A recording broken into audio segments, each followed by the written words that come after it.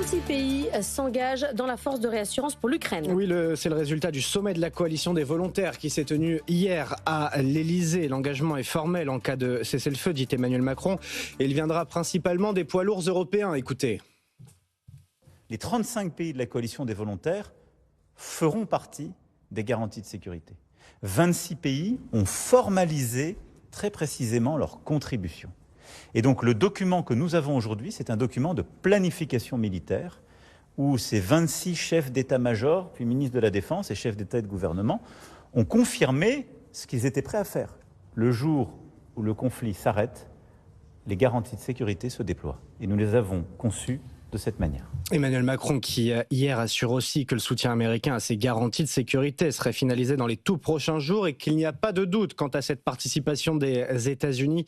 Alors en attendant, Margot Faudéré, que sait-on de la répartition des missions entre ceux qui se sont déjà engagés ? Alors on peut dire qu'il y a deux catégories de pays, ceux qui s'engagent à être présents physiquement après la fin du conflit et ceux qui seront davantage là en tant que soutien. Du côté de la présence physique, il y a d'abord la surveillance en mer Noire. Selon le chef de la marine française, cette mission reviendra aux Turcs qui font partie de la coalition et qui pourraient même aller jusqu'à déminer certaines zones en mer. Ensuite, sur le volet aérien, pour l'instant, rien n'est arrêté, mais c'est notamment sur cette partie que les Américains pourraient avoir un rôle à jouer, avec par exemple des systèmes de défense antimissiles.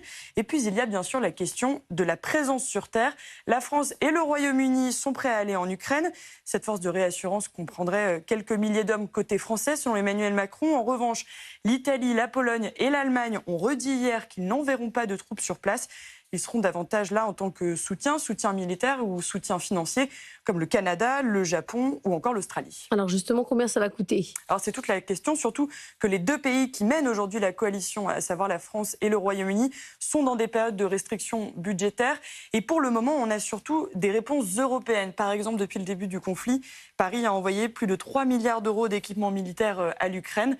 Et de son côté, l'Union européenne pourrait financer 100 milliards de dollars de matériel militaire acheté par les Ukrainiens aux Américains.